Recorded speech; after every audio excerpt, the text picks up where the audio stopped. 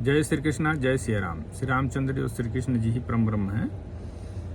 श्रीमद् भागवत महापुराण के स्कंद 3 में माता देवहूति भगवान कपिल मुनि से पूछ रही हैं भक्ति क्या है। तो भगवान कपिल मुनि बता रहे हैं कि साधकों के भाव के अनुसार भक्ति योग का अनेक प्रकार से प्रकाश होता है, क्योंकि स्वभाव और गुणों के भेद से मनुष्य के भाव में भी विभिन्नता आ जाती है। जो भेददर्शी क्रोधी पुरुष हृदय में हिंसा, दंभ अथवा मात्सर्य का भाव रखकर मुझसे प्रेम करता है, वह मेरा तामस भक्त है।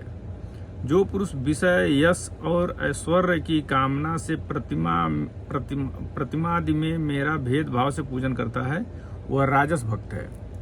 जो व्यक्ति पापों का क्षय करने के लिए, परमात्मा को अर्पण करने के लिए और पूजन करना कर्तव्य है, इस बुद्धि से मेरा भेदभाव से पूजन करता है, वह सात्विक भक्त है। जिस प्रकार गंगा का प्रवाह अखंड रूप से समुद्र की ओर बहता रहता है, उसी प्रकार मेरे गुणों के श्रवण मात्र से मन की गति का तैल धारावत अविच्छिन्न रूप से मुझ सर्वांतरयामी के प्रति हो जाना तथा मुझ पुरुषोत्तम में निष्काम और अनन्य प्रेम होना, यह निर्गुण भक्ति का योग है, योग का लक्षण कहा गया है।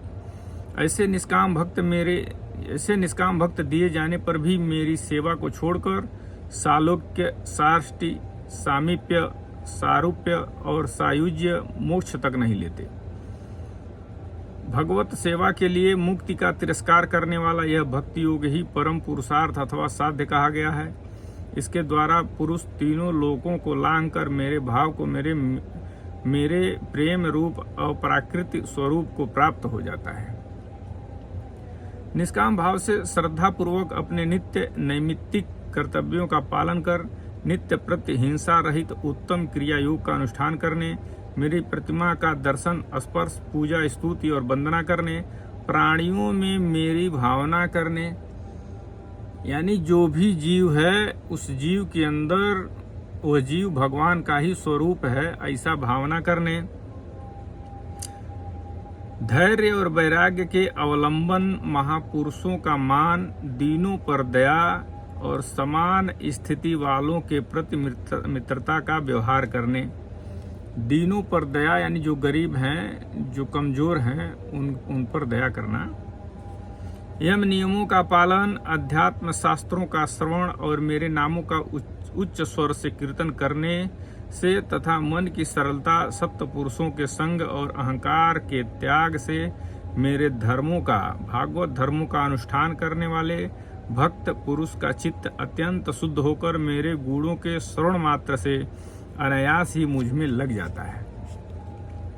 जिस प्रकार वायु के द्वारा उड़कर जाने वाला गंध अपने आश्रय पुष्प से घ्राणेन्द्रिय तक पहुंच जाता है, उसी प्रकार भक्ति योग में तत्पर और राग द्वेषादि विकारों से शून्य चित्त परमात्मा को प्राप्त कर लेता है।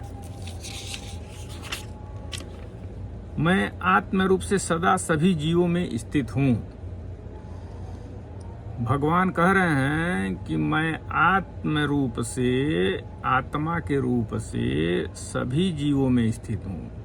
जो सभी जीव के, जो सभी प्राणी के आत्मा है, वही भगवान है।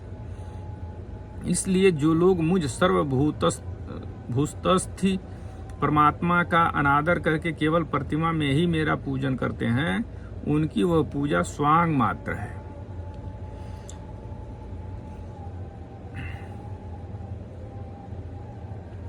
भगवान कह रहे हैं कि सर्वभूतस्थि यानी सभी भूतों में, सभी भूतों मतलब सारे जीवों में मैं ही हूँ।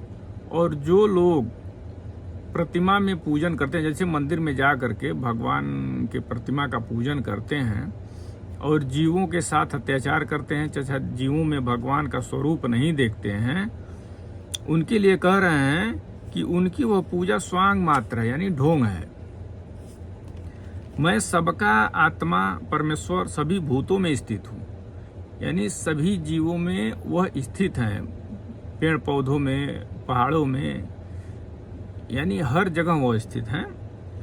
ऐसी दशा में जो मोहवश मेरी उपेक्षा करके केवल प्रतिमा के पूजन में ही लगा रहता है, वह तो मानो भस्म में ही हवन करता है। कह रहे हैं कि जो सारे जीवों को उपेक्षा करता है और केवल प्रतिमा का ही पूजन करता है, यानी मूर्ति का ही पूजन करता है, वो तो समझ लो भस्म में हवन कर रहा है, यानी बुझी हुई याग जो राख होती है उसमें हवन करता है, उसमें कोई फायदा नहीं है। जो भेददर्शी और अभिमानी पुरुष दूसरे जीवों के साथ बैर बांधता है और इस प्रकार उनके शरीरों में विद्यमान मुझ आत्मा से ही द्वेष करता है, उसके मन को कभी शांति नहीं मिल सकती। यानी जो जीव हैं और उनके साथ जो भेदभाव हो रहा है, उनके साथ जो द्वेष हो रहा है, द्वेष करके पूजा पाठ से कोई मतलब नहीं है, करे उनको कभी शांति नहीं मिल सकती। जो दूसरे जीवों का अपमान करता है वह बहुत सी घटिया और बढ़िया सामग्रियों से अनेक प्रकार से विधि विधान के साथ मेरी मूर्ति का पूजन भी करे तो भी मैं उससे प्रसन्न नहीं हो सकता। मनुष्य अपने धर्म का अनुष्ठान करता हुआ तब तक मुझ ईश्वर की प्रतिमा आदि में पूजा करता रहे जब तक उसे अपने हृदय में एवं संपूर्ण प्राणियों में स्थित परमात्मा का अनुभव न हो जाए।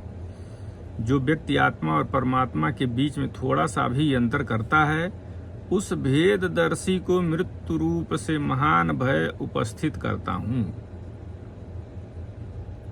यानी परमात्मा और आत्मा में कोई अंतर नहीं है, भगवान कह रहे हैं। जो सारे जीवों के शरीर में जो आत्मा है और जो परमात्मा है उसमें कोई अंतर नहीं है, भगवान कह रहे हैं। अतः संपूर्ण प्राणियों के भीतर घर बनाकर उन प्राणियों के ही रूप में स्थित मुझ परमात्मा का यथा योग्य दान, मान, मित्रता के व्यवहार तथा समदृष्टि के द्वारा पूजन करना चाहिए। समदृष्टि के द्वारा पूजन करना चाहिए, यानी सारे जीवों में समान भाव से, सारे जीवों को समान भाव से देखना चाहिए, उसी को समदृष्टि कहते हैं। तो भगवान आत्मा और परमात्मा में कोई अंतर नहीं है, कह रहे हैं कि जो भी लोग पूजा पाठ करते हैं मंदिर में जाकर, अगर जीवों के साथ अत्याचार कर रहे हैं और मंदिर में जाकर पूजा कर रहे हैं तो भगवान कह रहे हैं कि उससे कोई लाभ है नहीं है, क्योंकि सारे जीवों के अंदर मैं ही हूँ और मेरा ही अपमान करके और जा करके मूर्ति में पूजा आदमी करेगा तो उसका कोई लाभ नहीं है। जो सारे जीवों का सम्मान करे और वो मंदिर में पूजा पाठ करे, मूर्ति का पूजा करे, तो उसका कल्याण हो जाएगा। जय श्री कृष्ण, जय सिया राम।